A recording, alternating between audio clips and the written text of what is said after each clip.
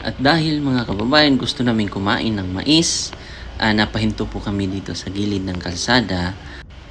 Isa palang dalagita, napakaganda at napakabait at matulungin sa magulang. So mga kababayan, abangan niyo po panoorin ang kwento ng buhay ni Princess Angel.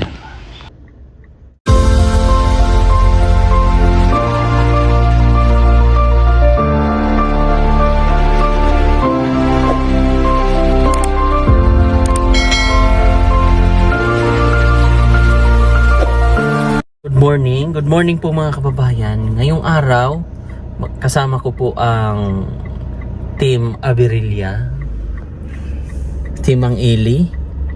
Hi po, good morning. At mga bata, saan si Kyle? Ayan, si Kyle. So kami po ay natakam ng mais. At syempre, nandito sa daanan. Kaya lang parang gusto talaga namin ng mais. So tara, bibili tayo ng mais mga kababayan. Ano Kyle? Gusto mo na ng mais, Kyle? Oh, gusto daw nila ng mais. Ikaw na gusto mo ng mais? Oo naman, favorite ko yan eh. Favorite niya ng mais. Ako rin. Parang yellow corn. So tara, bibili tayo ng mais. Yan, bababa tayo para makabili ng mais.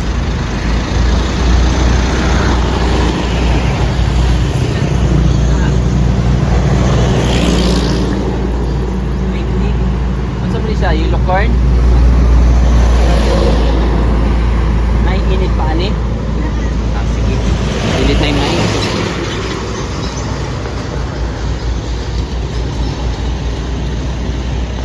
Wow. Asa ang pinaka the best ani? Kuan ka buok? Upat ka buok? May flavor ba siya? May mga cheese ba? Ganon? Apo. Mayroon. Bago pa to?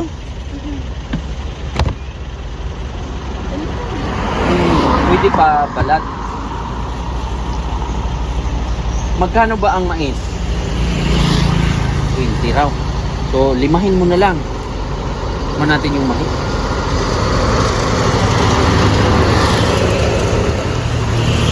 Sweet corn nga. Lambot.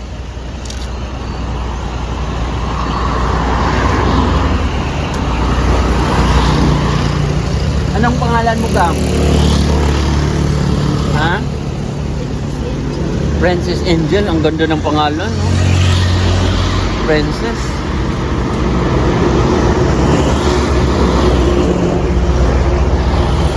Ikaw ba'y nag-aaral? Ngayon, ba't wala ka, hindi ka pumasok? Ba't hindi ka pumasok? Ha? Titinda daw siya ng mais. Kung absent ka ngayon. Ilang taon ka na? 16. 16. So anong grades ka na? 11. So grade 11 na siya. Sa'yo ba't nag-absent ka? Para makatulong sa magulang?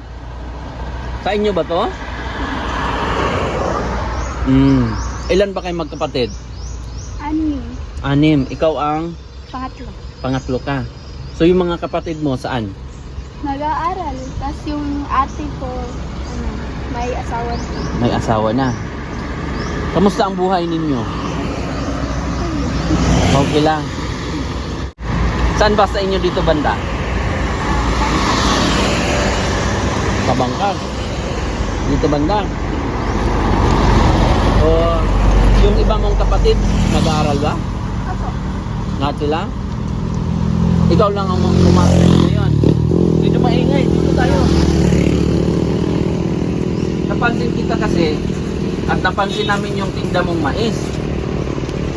Tingin namin masarap. O may bibili pa.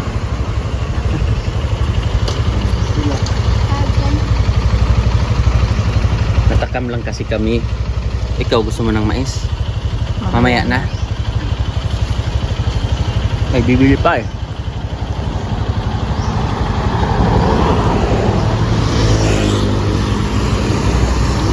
Siya ay grade 11. Si Princess, ano niya? Hindi muna natin disturbuhin kasi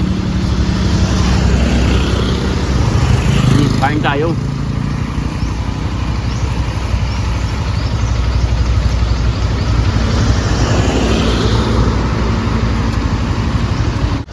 Sa pagtitinda mo nito, Princess, magkano ba ang kita mo? Depende. Pero kadalasan ba ay halos nandito ka? Okay, half day lang naman yung klase. Half day lang. Tapos, ako mother day siya, buntag. Then, pagka-udto, ako puli ka pala. Galing. Mabait. Mabait si Princess. At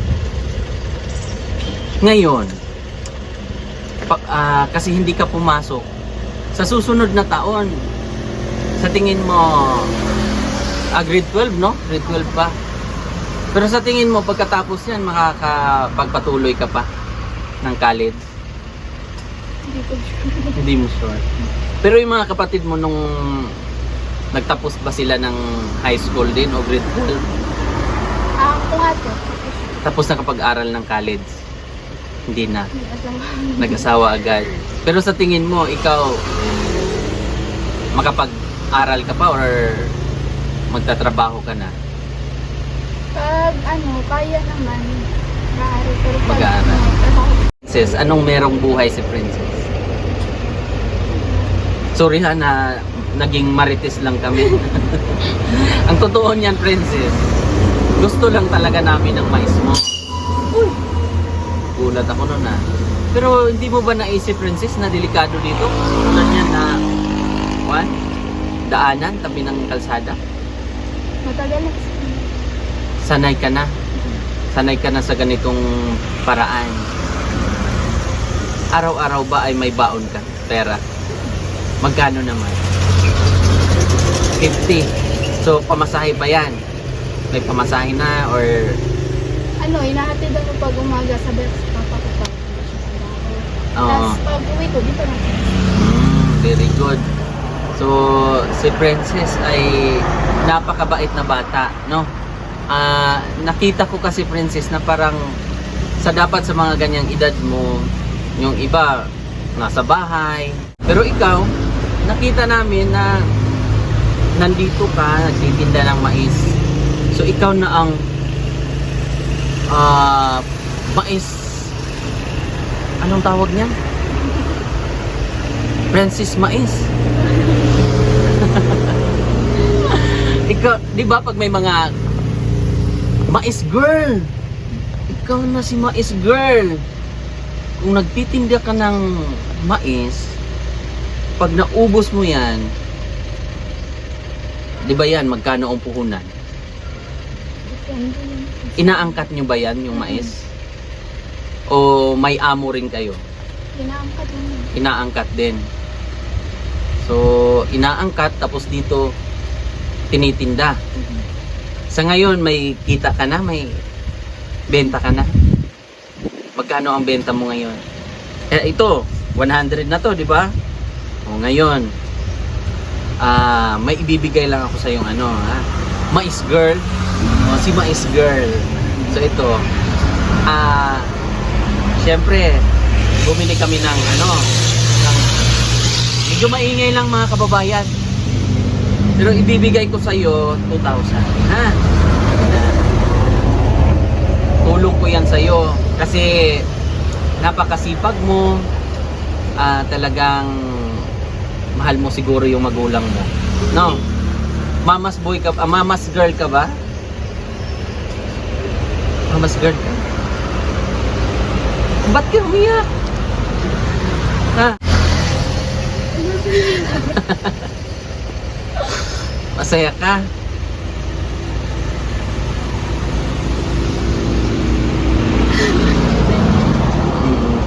Meron pa kaming bigas. Baka para magulat naman si mama, ha? Para sabihin mo sa kanya may blessing, ma. Ha? At ang advice ko sa iyo, Mag-aral ka mabuti, ha? Gulat ka? Sige na. Hug na kay kuya. Umiyak siya mga kabayan. Ano ba yung iyak mo? Masaya ka? First time mo. May nag-abot na ba sa'yo ng kamag-anak mo ng ganyan? Wala pa. Isipin mo na lang, ninong mo ako, ha? Or ninang. Sana hindi pa tayo itong huling pagkikita natin, ha? Sana makabalik pa tayo. At siguro kung pangarap mo mang mag-aral, merong paraan, di ba? Tiyagaan mo, lalo na sa panahon ngayon, Princess, yung marami namang mga scholarship, di ba? Pwede mag-apply. Tapos mag-study ka ng maayos.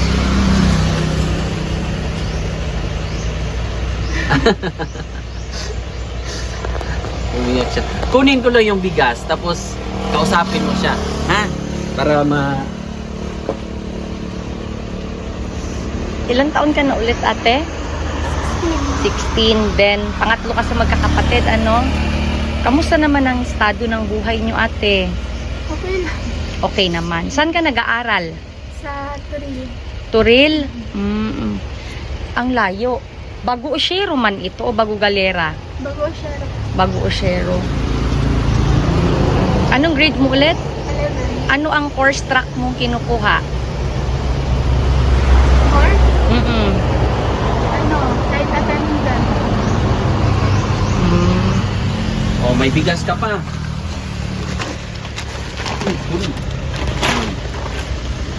Yan. Bigas. Para pag uwi mo, sabihin mo lang kay mama at papa mo regalo ni Ninong, ha? Or Ninang. Ayan si Ninang. Ha? Pag magtanong, anong pangalan ni Ninong mo? May Ninong ka ba? Nasa Manila. Nasa Manila. Hindi ka ba, or hindi ba kayo taga rito? Taga saan kayo? Talaga? Taga ilapit mo konti na kasi medyo maingay kasi wala tayong mic. So taga Rizal kayo. Ilang taon na ba kayo dito? 5 years pa lang kayo dito? Bakit kayo napunta ng Mindanao? Taga-din nila kami. Ay, yung parents mo, yung mama mo. So yung papa mo, Tagalog talaga, puro. Doon ka pinanganak sa Rizal. Saan sa Rizal? Kainta kayo. Kaya pala maano siya mag-Tagalog. Diba? Uy, aper. Galing. So, yun lang ma-advise ko sa'yo. Pagtiyagaan mo, tumulong sa magulang, napakagandang ugali yan, Princess. Ha? Maraming bumibili. At sana marami pang bibili, no? Magiging sikat ka dito sa, anong lugar to? Bago Oshero. So, Oshero tayo dito. Sa kanya. Pangarap pala ni Princess sa buhay? Maging flight attendant. Flight attendant. Yun yung pinakapangarap mo. At sana matupad mo yon. Napakagandang bata, no? Wish ko sa'yo na sana pagdating ng panahon magiging or matupad mo yung pangarap mo. Ilan ba kayo ulit? Ilan kayo magkapatid? 6. 6 sila. So dito ka lang na nagtatambay. Minsan, nakakatulog ka dito. O mag-ingat ka lang, ha? Kasi babae ka pa naman. At ikaw lang mag-isa, wala siyang kasama. 'Di ba? Delikado ka dito eh. Ito, sarili niyo to na pwesto talaga. Pwesto nyo to dito? Pero ang ano lang, ingat ka lang kasi babae ka nga at natutulog ka pa. Uy, maingay lang. at natutulog ka mag-isa dito. Pero mamaya-maya ay darating naman ang mama mo. Susunduin ka tapos ikaw naman ang magpapahinga. No? Wow. Sobrang bilib kami ni ate mo ha, ni ninang mo ha, sa'yo. Kasi tumutulong ka. Hindi katulad ng hindi naman lahat ha. Pero nakikita namin sa'yo na masipag ka. No? Umiyak pa siya kanina. Nagulat. Na-surprise ka lang siguro. Masaya ka lang. Masaya lang. Masaya ka. Ilang taon na ba ang bunso nyo? 5 years old, magsi-6. Ano bang trabaho ni papa mo? Ano lang, construction worker. Oh, wag lang natin ilalang, 'di ba? Ang construction worker ay marangal na trabaho, 'di ba? Hindi nabubuo, hindi nagagawa yung bahay kung wala sila. O kaya hindi natin sila ilalang, 'di ba? Galingan mo ha sa pag-aaral. Patapos na ba ang klase? 4th grading na ba kayo? Apo. Nag 4th grading na. So ang gusto mo lang ay makatulong kay mama at papa. Ayun lang yung gusto mo. Oo. Basta promise ha. Galingan mo ha. Baka may mga viewers tayo na mapadaan dito. O di sabihin mo lang na pili kayo. O sabihin mo yung lugar para ano ka dito. Sabihin mo kung anong address dito. Anong pangalan ng lugar, location? Bagosher. Opo. Bagosero, atong purok na to. Anong street to? Hindi mo alam? O hindi niya alam kasi wala naman talaga tong street. Parang bypass to, di ba? Papunta ng Bagosero. So sige, ingat ka ha. Oh. God bless sa'yo. Si Mais Girl, si Princess, ano pangalan ulit? Princess Angel. Princess Angel. Napakagandang pangalan. May angel ka pa. At bye-bye. At kasi may bibili pang mais. Ito bigas. Tara. Nagulat si Princess. Princess, pag ano ha? Ano daw, bibili sa'yo yon? Malay mo, maraming mga taga rito, magiging sikat ka na mais girl. Alis na kami. Bye-bye. Oy. Ang galing naman na bata yon. Yan yung mga batang masisipag at tumutulong sa magulang. Anong masasabi mo kay Princess ni? Mabait, masipag na bata, mapagmahal sa magulang. Meron pa rin talagang mga bata na ganyan ang ang ipinapakita Mindset, sa no? mga magulang. Hindi lang dahil nakikita nila yung kahirapan or gusto lang nila masuklian ng mga magulang. Yan man ang role ng mga anak talaga. Yung makikinig sa mga magulang, susunod sa mga magulang. Yan yung Bait niya, no?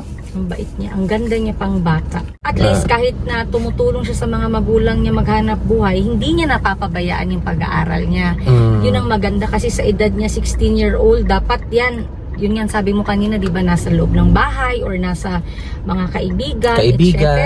Meron siyang sariling buhay dapat ba. Enjoy niya ang pagiging dalaga. Pero siguro yun nga, dahil nga sa 6 sila magkakapatid, plus ang papa niya is yung simpleng simple lang din ang pamumuhay nila. Kailangan niyang meron pa tumulong. Mga kapatid din na maliliit. So, 6 years old yung bunso. kahit papano, yan Malaking tulong yun. Umiyak siya, no?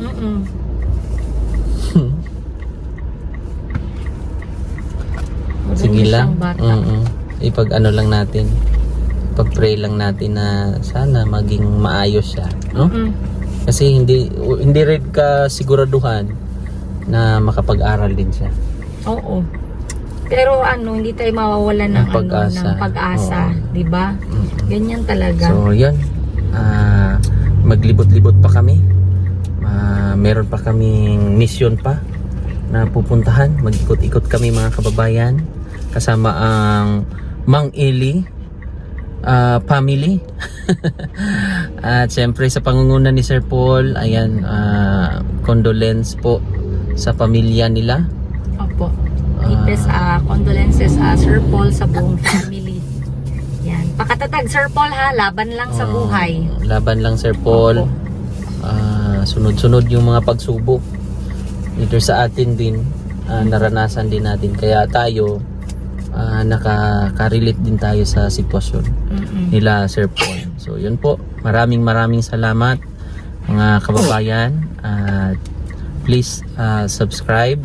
At maraming salamat din po kasi nakaabot tayo ng 300,000 subscribers na po. Yeah, thank you so much. At sa mga hindi pa po nakapag-subscribe, please subscribe at share nyo po ang ating video sa araw-araw na mga ginagawa.